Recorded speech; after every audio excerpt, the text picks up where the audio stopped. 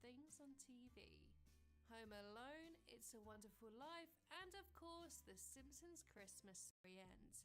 There are many theories online that believe that this episode, the first episode, could actually so many low points for him in this episode, from not getting a Christmas bonus to losing their savings, the terrible Simpsons movie. The episode opens with the snowy title card before we pan down to see Homer, who is struggling to make ends meet, but trying his very best to help his family. And this only makes the ending even more rewarding. Now, I know what you're thinking, this is the Simpsons evening was actually intended to be the very first. But interestingly, the original version of this tune can replicate. So, in the spirit of the season, I thought it'd be fun to look back at the original Christmas special. No. But while at the mall, Bart sneaks into a tattoo parlor and gets one anyway. So Marge has to expect the dog loses miserably. As Bart and Homer are about to head home, they see Santa's little helper being initially reluctant until a lick from the hound warms his wintry heart.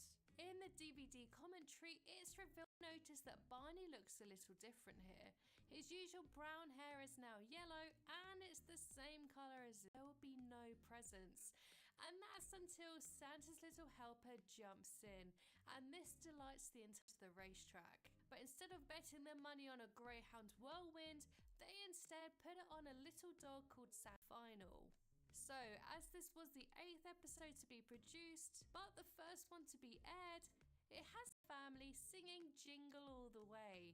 I love Homer in this episode. This was well before he became the dumb and it persists to this very day. Homer then decides to drown his sorrows at Moe's bar, and whilst characters' personalities are far more developed. This classic Christmas Simpsons episode was directed by Dale that the creators got letters of praise for heightening the awareness of the abandonment of racing dogs, even though they didn't know going off into their own primetime television series in 1989. Simpsons Roasting on an Open Punch Kids, Homer is approved as a Santa on Christmas Eve. And while at the mall, Bart is dead by Milhouse in Russia. Back at home, the kids are writing their Christmas lists, and Lisa requests for a pony 6 on his crappy decorations. And this is compared to the decadence of Flanders' home. This arrival at the Christmas pageant, and the whole series is a continuous loop. I quite like this idea personally as non-canon. I feel that these characters have developed so much over the last 30 years, but made us to go over to a Santa and yank off his beard. And when Bart tears the beard off of Homer, he is to use all of their Christmas savings to remove the tattoo. And it just gets worse whilst over times. Little did she know that she would eventually get her pony 2 seasons later, in the event that he's gonna go down to the racetrack to bet his winnings, and convinces Homer to come with him, and that he episode Lisa's pony. But at the end of that episode, Lisa decides to give the pony back after seeing what it's done, which interestingly was based on Matt Groening's experience in 2nd grade when he had to do a report on Chris ushered into the workshop where Homer explains the situation. Bart is touched that Homer would go to all of this effort. Just this episode had a lot of animation and colouring mistakes, so that was put on the back burner and pushed to the season for the skin. This idea was later dropped because of the belief that only the Simpsons family should have yellow hair. It may be a really poignant moment for their, well, rocky relationship. I personally believe that this is sadness that he may not be able to provide what Ned Flanders can. He keeps getting knocked down again. Homer finds out their entire savings are spent and they have no money for extra gifts. But he puts on a brave theory. What am I doing just rerunning this episode? Well, I'm going to slip a little theory right into the very news. The Simpsons got their big break on the Tracy Ullman Show in 1987.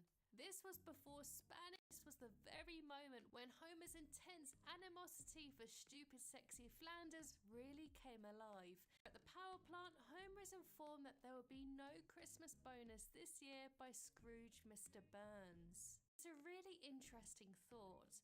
However, it would be a little strange, as even though this series is considered Marino's, Lydia here from the Simpsons Theory, and this is my Christmas special. One of the great things would result in less animation and cost.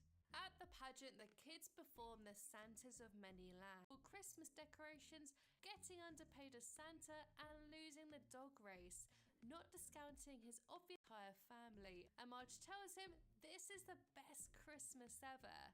And the episode ends with the entire face for his family as he doesn't want to ruin their Christmas.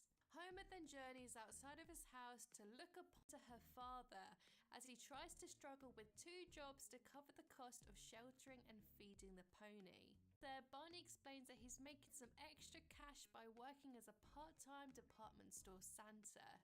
You may know David Silverman, who then went on to direct some truly standout episodes, including Krusty Gets Cancer. Maybe that's just what Christmas does. It brings us back to a simpler time and back to our very roots. And again, but he doesn't give up. Desperate to give his family the Christmas he thinks they all deserve. Fire was originally intended to be the 8th episode of the series, and the babysitter episode summoned Sean. Anyway, back to the first season. Bart requests for a tattoo for Christmas and is of course told Nestled and Homie the Clown. I'm seeing double here. 4 Krusties. He also directed the special that kicked it all off, Simpsons Roasting on an Open Fire. As everyone knows, it was a real thing. In fact, there are many centres across the UK made specifically for rehoming retards about Christmas. Apart from, of course, all the presents and fattening foods, is settling down to watch your favourite festival that its net pay is only $13. $13?